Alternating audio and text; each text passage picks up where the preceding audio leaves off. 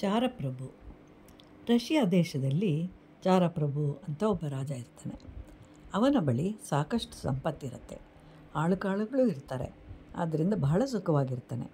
ಹೀಗೆ ಅವನಿಗೆ ತಿಳಿಯದಂತೆ 50 ವರ್ಷಗಳಾಗ್ತವೆ. ಒಂದು ದಿನ ಹಾಸಿಗೆ ಹಿಡಿತಾನೆ. ಆರೋಗ್ಯ ಹಾಳಾಗುತ್ತೆ. ಸುಖ ಸಂತೋಷವೂ ಇರಲಿಲ್ಲ. ಎಲ್ಲ ಕಡೆಗಳಿಂದಲೂ ಉತ್ತಮ ವೈದ್ಯರನ್ನು ಕರೆಸಿದರೂ ಉಪಯೋಗವಾಗಲಿಲ್ಲ. ಕೊನೆಗೆ ಅರ್ಧ ರಾಜ್ಯವನ್ನು ಕೊಡುವುದಾಗಿ ಡಂಗೂರ ಸಾರಿಸ್ತಾರೆ. ಆದರೂ ಉಪಯೋಗವಾಗಲಿಲ್ಲ. ಕೊನೆಗೆ ಸಂತನೊಬ್ಬ ಬರ್ತಾನೆ. ರಾಜನಿಗೆ ಏನು ಅವಶ್ಯಕತೆ ಇದೆ ಅಂತ ಹೇಳಿ ತಿಳ್ಕೊಳ್ತಾನೆ. ಮಂತ್ರಿಗಳನ್ನು ಕರೆದು ಹೇಳ್ತಾನೆ, ರಾಜನಿಗೆ ಒಂದು ವಸ್ತುವಿನ ಅವಶ್ಯಕತೆ ಇದೆ ಅಂತ. ಮಂತ್ರಿಗೆ ಬಹಳ ಸಂತೋಷವಾಗುತ್ತೆ. ಬೇಗ ಹೇಳಿ, ಏನು ಬೇಕು, ಏನು ಹೇಳಿದರೂ ತರಿಸ್ತೇನೆ ಅಂತ ಹೇಳ್ತಾನೆ.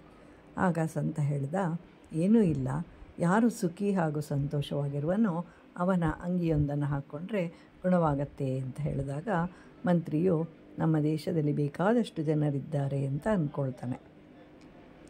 ಅಂಗಿಯನ್ನು ತರಲು ಕುದುರೆಯನ್ನು ಹತ್ತಿ ಹೊರಡ್ತಾನೆ. ಮೊದಲಿಗೆ ಶ್ರೀಮಂತರ ಮನೆಗಳಿಗೆ ಹೋಗ್ತಾನೆ. ವಿಷಯವನ್ನು ತಿಳಿಸ್ತಾನೆ. ಆಗ ಒಬ್ಬರ ಮನೆಯಲ್ಲಿ ತಮಗೆ ಮಕ್ಕಳಿಲ್ಲದ ಚಿಂತೆ ಅಂತ ಹೇಳ್ತಾರೆ.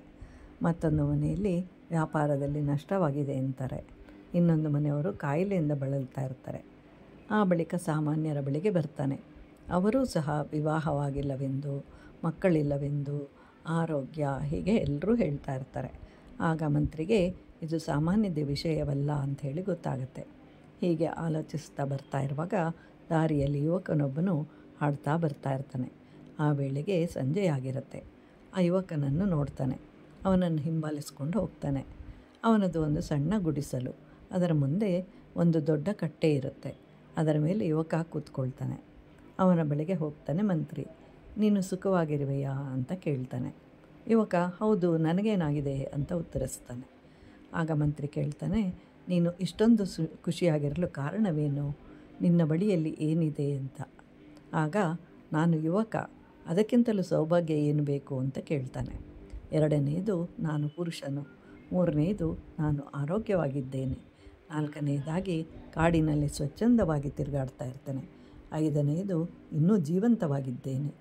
ಆರನೆಯದು ಅಂಥೇಳಿ ಯಾರೂ ಬೇಕಿಲ್ಲ ಅಂತ ಹೇಳ್ತಾನೆ. ಅಂತಹ ಮಾತುಗಳನ್ನು ಕೇಳಿ ಮಂತ್ರಿಗೆ ಆನಂದವಾಯಿತು. ತಾನು ಬಂದಿರುವ ಸಮಾಚಾರವನ್ನು ತಿಳಿಸ್ತಾನೆ. ಮಹಾರಾಜನಿಗೆ ನಿನ್ನದೊಂದು ಅಂಗಿ ಬೇಕಾಗಿದೆ ಅಂತ ಹೇಳ್ತಾನೆ. ಆಗ ಯುವಕ ಕೇಳ್ತಾನೆ, ಸುಖವಾಗಿರಲು ಅಂಗಿ ಏಕೆ ಬೇಕು? ನಾನು ಇದುವರೆಗೂ ಅಂಗಿ ಹಾಕಿಯೇ ಇಲ್ಲ ಅಂತ ಹೇಳ್ತಾನೆ.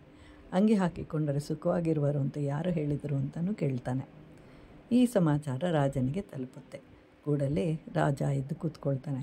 ಯುವಕನ ಬಳಿಗೆ ಹೋಗ್ತಾನೆ. ನಿನ್ನೊಂದಿಗೆ 1 ತಿಂಗಳ ಕಾಲ ಇರ್ತೇನೆ ಅಂತ ಹೇಳ್ತಾನೆ. ದುಡಿಯಬೇಕಾಗಿದೆ ಅಂತ ಗೊತ್ತಾಗುತ್ತೆ.